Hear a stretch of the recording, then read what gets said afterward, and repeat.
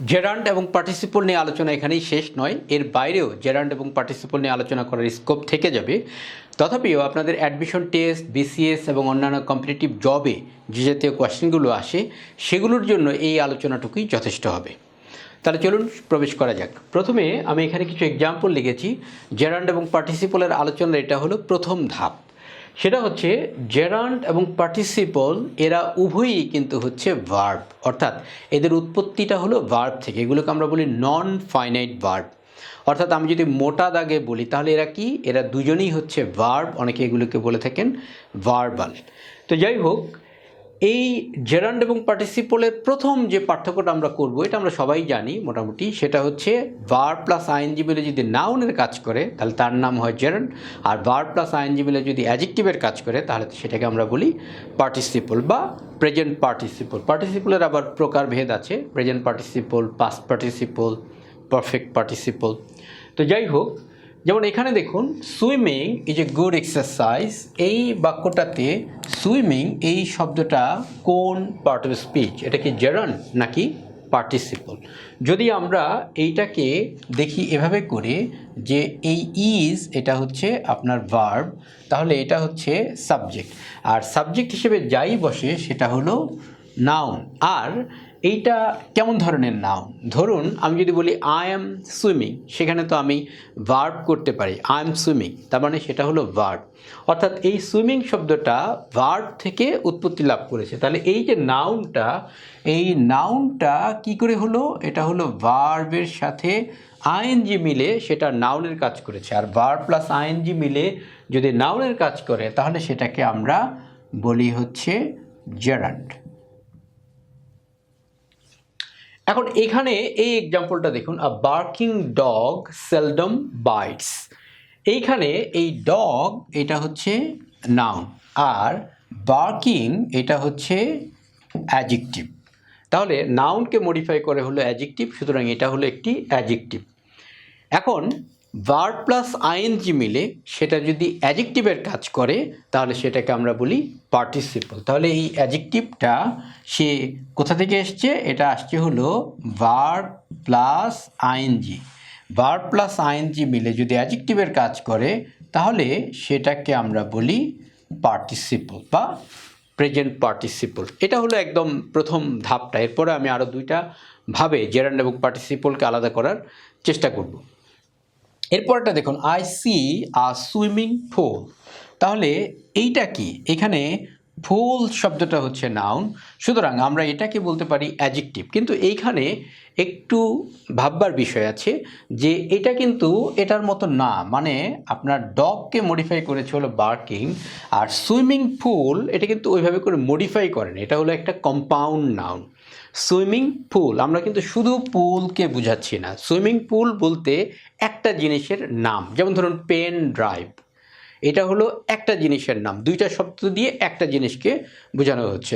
ধরা যাক আমি বললাম ক্লাসমেটস, অর্থাৎ এই দুইটা জিনিস মিলে একটা জিনিসকে বোঝাচ্ছে, সুতরাং এটা একটা কম্পাউন্ড নাউন।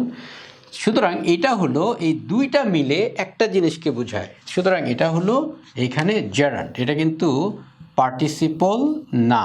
এখানে আমাদের একটি কনফিউজড হওয়ার কিন্তু জায়গা আছে বা স্কোপ আছে, সেটা হলো যে নাউনকে মডিফাই করেছে অ্যাডজেক্টিভ, সেই হিসাবে আমরা এটাকে অনেকে পার্টিসিপল মনে করতে পারি, কিন্তু এটা আসলে পার্টিসিপল না, এটা হলো জেরান্ড। এরকম আরও কিছু এক্সাম্পল আমরা দেখতে পারি, সেটা হচ্ছে walking stick, dining table, reading room. এগুলো আপনার হবে জেরান্ড, এগুলো কিন্তু পার্টিসিপল না। এখন একটা টিপ আপনাদের সাথে শেয়ার করতে চাই, সেটা হলো আপনারা যদি ফর দিয়ে এটাকে ব্যাখ্যা করতে পারেন তাহলে সেটা হবে হলো জেরান্ড, সেটা কিন্তু পার্টিসিপল হবে না। যেমন ধরুন, I C a pool for swimming. যদি এভাবে বলতে পারেন, I C a pool for swimming, for কি? প্রেপোজিশন, প্রেপোজিশনের পরে কি বসে? নাউন, সুতরাং এটা হলো নাউন। ধরুন তার একটা লাঠি আছে, ফর কি? ওকিং। ধরুন he has a stick for walking, হাঁটার জন্য তার একটা লাঠি আছে। তাহলে কি দাঁড়ালো? ফরের পরে এটাকেও ব্যাখ্যা করতে পারি। ডাইনিং টেবল, তাহলে table for dining, reading room, room for reading. সুতরাং আপনি যদি ফর দিয়ে সেটাকে ব্যাখ্যা করতে পারেন তাহলে সেটা হবে জেরান্ড, এটা কিন্তু পার্টিসিপল হবে না। মূলত এরা হচ্ছে কম্পাউন্ড নাউন, এই দুইটা মিলে একটা মিনিং দেয়, সে কারণে এটা হবে জেরান্ড, এটা পার্টিসিপল হবে না। কিন্তু এখানে দেখুন I C a running train, এইখানে এই রানিং শব্দটা এইটা কিন্তু আবার এখানে অ্যাডজেক্টিভ, কারণ এই ট্রেন হচ্ছে নাউন আর রানিং হচ্ছে অ্যাডজেক্টিভ, তাহলে এইটা হলো এখানে পার্টিসিপল। এটা গেল প্রথম ধাপ। কি সহজ যেটা, সেটা হলো ভার্ব প্লাস আইএনজি মিলে যদি নাউনের কাজ করে তাহলে তার নাম হবে জেরান্ড, ভার্ব প্লাস আইএনজি মিলে যদি অ্যাডজেক্টিভের কাজ করে তার নাম হবে পার্টিসিপল। চলুন পরের ধাপটাতে যাই। এবারে আমরা 2 নম্বর রুলটা দেখব, যার মাধ্যমে আমরা জেরান্ড এবং পার্টিসিপলকে আলাদা করতে পারি। প্রথম এক্সাম্পলটা দেখুন, উই এনজয় ওয়াচিং টেলিভিশন। এখন এই ওয়াচিং শব্দটা এইটা কোন পার্ট অফ স্পিচ, এটা কি জেরান্ড নাকি পার্টিসিপল? একভাবে যদি আমরা ধরি তাহলে মনে করতে পারি এটা হচ্ছে নাউন টেলিভিশন, আর নাউনকে মডিফাই করেছে ওয়াচিং, তার মানে এটা হচ্ছে পার্টিসিপল। আসলে কিন্তু তা না, আমাদেরকে দেখতে হবে একটু উল্টা করে। সেটা কেমন? যেমন উই এনজয়, আমরা এটা হলো ভার্ব, উই এনজয়, আমরা যদি প্রশ্ন করি হোয়াট, আমরা যদি এই ওয়াচিং শব্দটাকে বাদ দেই তাহলে কিন্তু অর্থটা আসে না। মানে ওয়াচিং টেলিভিশন এটা আমাদেরকে একসাথে রাখতে হচ্ছে, অর্থাৎ ওয়াচিং শব্দটা রাখাটা বাধ্যতামূলক, আদারওয়াইজ উই এনজয় টেলিভিশন এটা মিনিং আসছে না। তাহলে এই যে আপনার ভার্বকে যদি আমরা প্রশ্ন করি, প্রশ্ন করলে যে উত্তরটা পাই সেটা হলো আমাদেরকে দুইটাই রাখতে হয়, মানে ওয়াচিং টেলিভিশন দুইটাই রাখতে হয়। তার মানে হোয়াট অথবা হোম দিয়ে প্রশ্ন করলে যে উত্তর পাই সেটা হলো অবজেক্ট। সুতরাং এখানে ওয়াচিং শব্দটা এইটা হচ্ছে এই ভার্বের অবজেক্ট। আচ্ছা, অবজেক্ট কী করে পাই? আমরা যদি ভার্বকে প্রশ্ন করি হোয়াট অথবা হোম দিয়ে তাহলে যে উত্তর পাই সেটা হলো অবজেক্ট। তাহলে আমরা যদি এখানে প্রশ্ন করি we enjoy what watching TV, তার মানে এটা হলো অবজেক্ট, আর অবজেক্ট মানেই হচ্ছে নাউন। তাহলে প্রশ্ন আসতে পারে এটা যদি নাউন হয়, এটাও তো নাউন, পাশাপাশি কি দুইটা নাউন বসতে পারে? ইউজুয়ালি দুইটা নাউন বসতে পারে না, কিন্তু এই জেরান্ডের ক্ষেত্রে সেটা বসতে পারে। অর্থাৎ জেরান্ডটা এইটা কিন্তু শুধুমাত্র নাউন, আমি প্রথমেই বলেছিলাম জেরান্ড এবং পার্টিসিপল উভয়েরই উৎপত্তি স্থল হচ্ছে ভার্ব, অর্থাৎ এগুলোকে আমরা নন ফাইনাইট ভার্ব বলি, মানে এগুলো হচ্ছে ভার্ব। সুতরাং এগুলো ভার্বের কিছু ক্রাইটেরিয়া তার মধ্যে থাকে, মানে ভার্বের কিছু আচরণ, ভার্বের কিছু গন্ধ তার মধ্যে থাকে। তার মানে এই যে আপনার জেরান্ড, এই জেরান্ডটা অবজেক্ট গ্রহণ করতে পারে, ভার্ব যেমন অবজেক্ট গ্রহণ করতে পারে, জেরান্ডও এরকমভাবে অবজেক্ট গ্রহণ করতে পারে। তাহলে এখান থেকে আমরা যেটা নিচ্ছি সেটা হচ্ছে জেরান্ড অবজেক্ট গ্রহণ করতে পারে। এবার পরের এক্সাম্পলটা দেখুন, উই আর ওয়াচিং, ওয়াচিং বানান তো ভুল হয়ে গেছে, এইখানে হবে হলো টি, যাই হোক। তাহলে উই আর ওয়াচিং টেলিভিশন, এই ওয়াচিং শব্দটা এইটা কোন পার্ট অফ স্পিচ? এখন এইটা হচ্ছে সরাসরি ভার্ব, তাহলে এটা হলো প্রেজেন্ট পার্টিসিপল বা ভার্ব। তাহলে এখান থেকে আমরা যেটা জানি সেটা হলো জেরান্ড অবজেক্ট গ্রহণ করতে পারে, আর পার্টিসিপল সরাসরি ভার্ব হিসেবে বসতে পারে। আগে যেটা দেখেছিলাম সেখানে দেখেছিলাম পার্টিসিপল হলো অ্যাডজেক্টিভ রূপে বসছে, পার্টিসিপল সরাসরি ভার্ব হিসেবে বসতে পারে। অর্থাৎ কন্টিনিউয়াস টেন্সগুলো গঠন করার জন্য পার্টিসিপল আপনার প্রেজেন্ট পার্টিসিপল কী করতে পারে? সরাসরি ভার্ব হিসেবে বসতে পারে। যেমন ধরুন I am doing, I am eating, I am having this, okay, he is going to college, এগুলি সবই আপনার প্রেজেন্ট পার্টিসিপল। এবার তৃতীয় যে রুলটা আমরা দেখব সেটা দেখুন, swimming is a good exercise. এখানে সুইমিং, এই যে আপনার জেরান্ডটা এটাকে বাদ দেওয়া যায় না। বেশিরভাগ ক্ষেত্রে আপনি জেরান্ডকে বাদ দিতে পারবেন না, জেরান্ডকে বাদ দিলে বাক্য হবে না। যেমন swimming is a good exercise, সুইমিংকে বাদ দিলে বাক্যটা হয় না। কিন্তু আমি যদি বলি a swimming snake bit him in his leg, তাহলে এই স্নেকটা এটা হচ্ছে নাউন, আর এই সুইমিং এটা হচ্ছে এখানে অ্যাডজেক্টিভ। সুতরাং এটা হলো প্রেজেন্ট পার্টিসিপল। আমি যদি এখন এটাকে বাদ দিই, সুইমিংটাকে বাদ দিই, তাহলে থাকে a snake bit him in his leg বা ইন দ্য লেগ। তার মানে এই সুইমিং শব্দটা চাইলে বাদ দিতে পারি। তার মানে পার্টিসিপলকে চাইলে বাদ দেওয়া যায়, কিন্তু জেরান্ডকে বাদ দেওয়া যায় না। তাহলে তিনটা জিনিস দিয়ে আমরা জেরান্ড এবং পার্টিসিপলকে জাস্টিফাই করতে পারি। এই তিনটা দিয়ে কোনোটা না কোনোটার মধ্য দিয়ে আপনি মিলাতে পারবেনই। প্রথমে বলেছিলাম ভার্ব প্লাস আইএনজি মিলে সেটা যদি নাউনের কাজ করে তাহলে সেটা হবে জেরান্ড। ভার্ব প্লাস আইএনজি মিলে যদি অ্যাডজেক্টিভের কাজ করে তাহলে সেটা হবে পার্টিসিপল। 2 নম্বর রুল, জেরান্ড অবজেক্ট গ্রহণ করতে পারে, পার্টিসিপল সরাসরি ভার্ব হিসেবে বসতে পারে। 3 নম্বর রুল, জেরান্ডকে বাদ দিলে বাক্য হয় না, কিন্তু পার্টিসিপলকে বাদ দিলে বাক্য হয়। এই তিনটা রুল দিয়ে আশা করি আপনারা যে কোনো জেরান্ড অথবা পার্টিসিপল সেটা আপনারা নির্ণয় করতে পারবেন। তবে শুরুতে আমি একটা কথা বলেছিলাম, জেরান্ড এবং পার্টিসিপলের আলোচনাটা এখানেই শেষ নয়, এর বাইরে আরও উচ্চতর আলোচনা আছে, সেখানে আজকে আমি যাচ্ছি না। আপনাদের কম্পিটিটিভ জবের জন্য যেটুকু লাগবে সেটুকুর মধ্যে আমি সীমাবদ্ধ থাকতে চাচ্ছি। এবার চলুন আমরা বেশ কিছু এক্সাম্পল দেখব এবং এই এক্সাম্পলগুলোর মধ্য দিয়ে আমরা বোঝার চেষ্টা করব কোনটা জেরান্ড কোনটা পার্টিসিপল, আর আমরা এগুলোকে আইডেন্টিফাই করতে পারি কিনা। যদি পারি তাহলে আলোচনাটা সার্থক, যদি না পারি আলোচনাটা আবার দেখতে হবে। এখন চলুন কিছু প্র্যাকটিক্যাল এক্সাম্পল দেখা যাক, যার মাধ্যমে আমরা কোনটা জেরান্ড আর কোনটা পার্টিসিপল সেটা স্পষ্টভাবে বোঝার চেষ্টা করি আগে যে তিনটা রুল শিখলাম সেগুলোর ভিত্তিতে। প্রথম এক্সাম্পলটা দেখুন, education is the most pressing need of time. তাহলে এখানে এই প্রেসিং শব্দটা কোন পার্ট অফ স্পিচ, এটা কি জেরান্ড নাকি পার্টিসিপল? দেখুন এইখানে আছে হলো দা মানে হচ্ছে ডিটারমিনার, আর ডিটারমিনারের পরে নাউন থাকতেই হবে। তাহলে সেই নাউনটা হচ্ছে এই যে নিড মানে অফ টাইম, এই আপনার প্রেপোজিশনাল ফ্রেজটার আগে যে শব্দটা আছে সেটা হলো নিশ্চয়ই নাউন হবে, কারণ নাউন সবার শেষে থাকে। এটা যদি নাউন হয় তাহলে এটা কি, এটা তাহলে অ্যাডজেক্টিভ, প্রেসিংটা হচ্ছে অ্যাডজেক্টিভ। তো অ্যাডজেক্টিভ মানে হচ্ছে পার্টিসিপল, মানে প্রেজেন্ট পার্টিসিপল। সুতরাং এখানে প্রেসিংটা হবে হলো পার্টিসিপল। পরের এক্সাম্পলটা দেখি, the reading of news paper is a good habit. তাহলে এখানে রিডিং শব্দটা কোন পার্ট অফ স্পিচ? এটা আরও সহজ।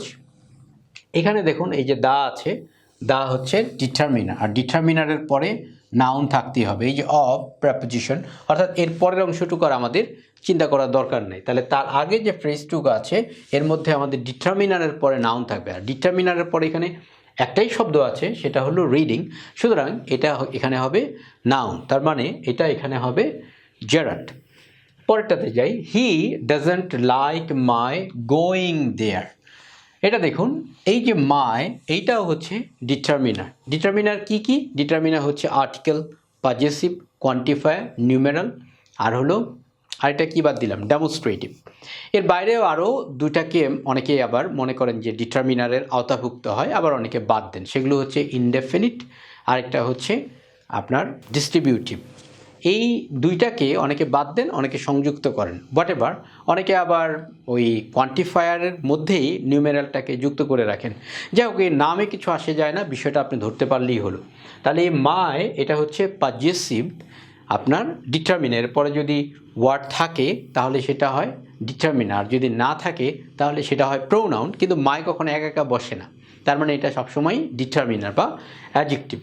তাহলে এরপরে এখানে গোয়িং এটা হবে হলো নাউন, অর্থাৎ নাউন মানেই হলো সেটা হলো আপনার জেরান্ড। এখন আমরা যদি এইটাকে বাদ দেই তাহলে থাকে দেয়ার। তাহলে হি ডাজন্ট লাইক মাই দেয়ার, কোনো অর্থ কি দেয়? না, কোনো অর্থ দেয় না। তাহলে গোয়িংটা আমাদেরকে রাখতেই হচ্ছে, গোয়িং ছাড়া আমরা অর্থ প্রকাশ করতে পারছি না, সুতরাং এখানে গোয়িংটা রাখতে হচ্ছে। এখন এখানে আরেকটু আলোচনা করা যেতে পারে, সেটা হচ্ছে তাহলে দেয়ার শব্দটা কোন পার্ট অফ স্পিচ? এই দেয়ারটা হচ্ছে অ্যাডভার্ব নিশ্চয়ই।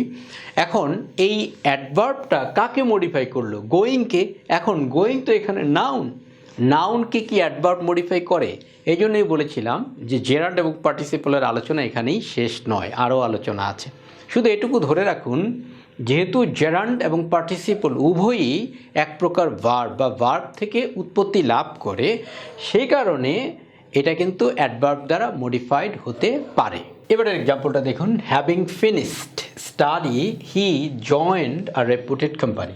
তাহলে এখানে হ্যাভিং শব্দটা কোন পার্ট অফ স্পিচ? হ্যাভিং কি জারান্ড নাকি পার্টিসিপল?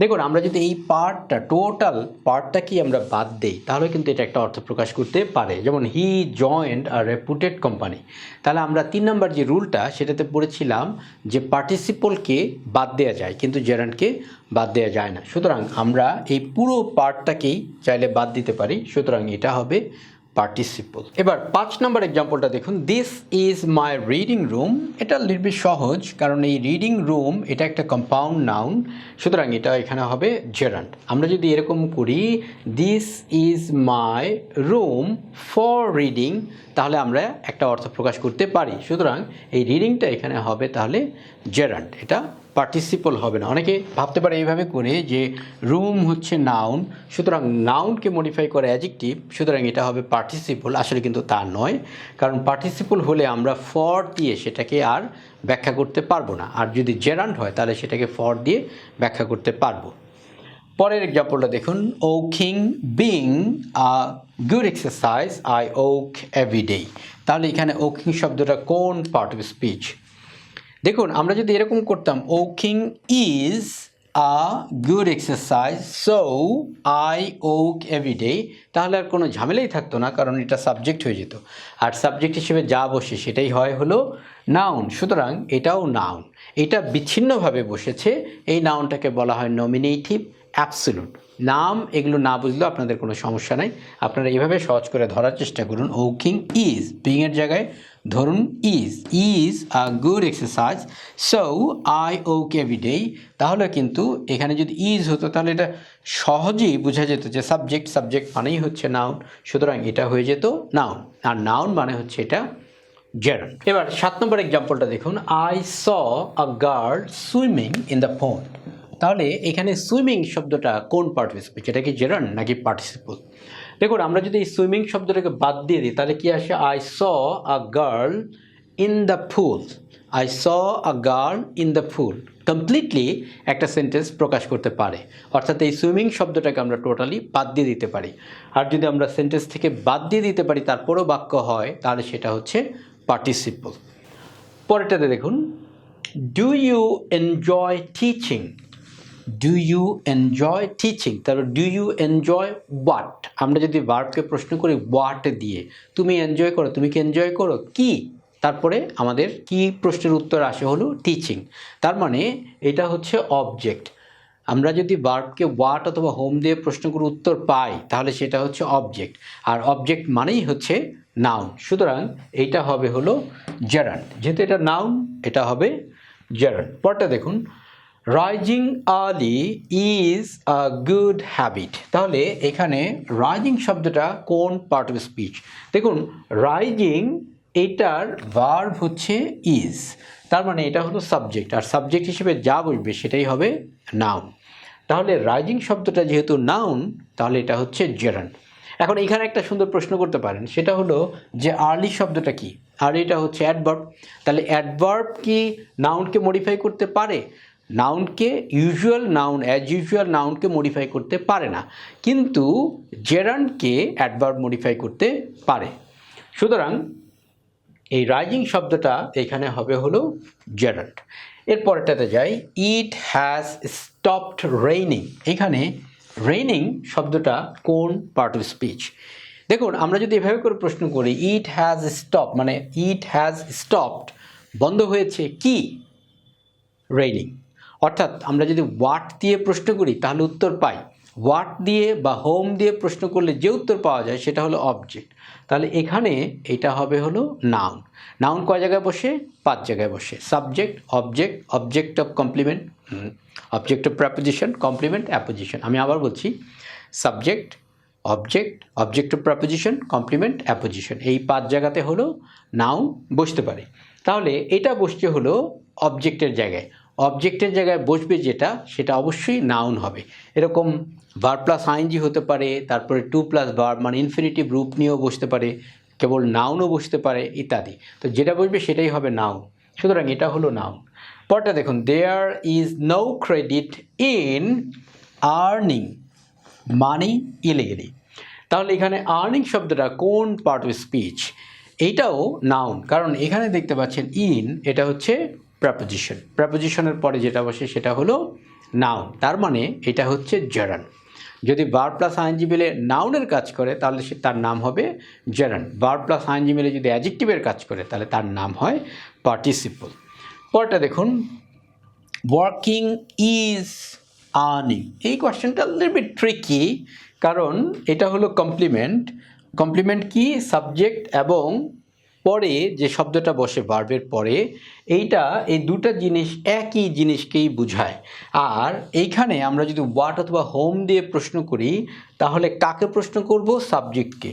সাবজেক্টকে যদি প্রশ্ন করি তাহলে সে উত্তরটা দেয়। তাহলে ওয়ার্কিং হলো আর্নিং, ওয়ার্কিং আর আর্নিং ইকুইভ্যালেন্ট, একই কথা। তাহলে এটা হলো কমপ্লিমেন্ট। কমপ্লিমেন্ট হিসেবে নাউন বসে, তবে একটু ঝামেলা আছে, কমপ্লিমেন্ট হিসেবে কিন্তু অ্যাডজেক্টিভও বসে। এই হলো ঝামেলাটা, কমপ্লিমেন্ট হিসেবে অ্যাডজেক্টিভও বসে, নাউনও বসে। এখন আমাদেরকে বাক্যের অর্থ দেখে আমাদেরকে বুঝে নিতে হবে কোনটা নাউন কোনটা অ্যাডজেক্টিভ। তো এটা এখানে হলো নাউন হিসেবে বসছে। এই জায়গাটা একটু ব্যাখ্যা করাটা ডিফিকাল্ট, বাট বোঝাটা সহজ। মানে আর্নিংটা ওয়ার্কিং ইজ, ওয়ার্কিংটা কি, মানে ওয়ার্কিংকে যদি আমরা প্রশ্ন করি ওয়ার্কিংটা কি, সেটা হচ্ছে আর্নিং। অর্থাৎ আপনি যদি কাজ করেন তাহলেই টাকা আসবে।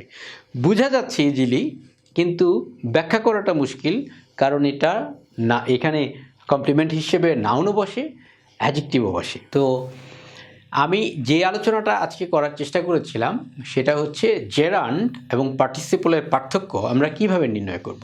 প্রথমে বলেছিলাম জেরান্ড ভার্ব প্লাস আইএনজি মিলে যদি নাউনের কাজ করে তাহলে সেটা হলো জেরান্ড, ভার্ব প্লাস আইএনজি মিলে যদি অ্যাডজেক্টিভের কাজ করে তাহলে সেটা হলো পার্টিসিপল। 2 নম্বর বলেছিলাম জেরান্ড সেটা হলো অবজেক্ট গ্রহণ করতে পারে, আর পার্টিসিপল সেটা হলো সরাসরি ভার্ব হিসেবে বসতে পারে। আর 3 নম্বর বলেছিলাম জেরান্ডকে সেন্টেন্স থেকে বাদ দেওয়া যায় না, কিন্তু পার্টিসিপলকে বাদ দেওয়া যায়।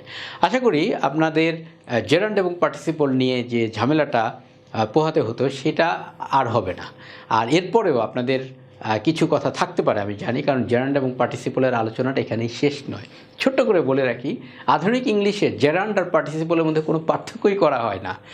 এগুলোকে ভার্বাল বলা হয় এবং জেরান্ড এবং পার্টিসিপলের কোনো পার্থক্য করা হয় না, কারণ এগুলোতে ফাইনালি একদম ক্লিয়ার কাট, এখানে যতটা সহজ করে আমি বলে দিলাম একদম ডিস্টিংটিভলি আলাদা করা যায়।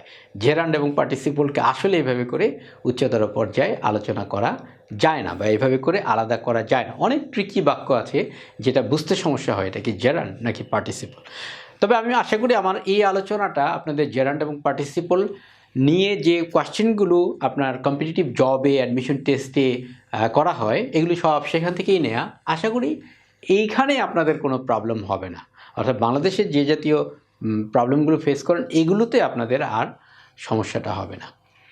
Thank you very much for watching this video. If you like this video, please give a thumbs up, and if you didn't subscribe to my channel, please subscribe it. And last but not the least, love your country and do something for the humanity. Thank you. Bye bye.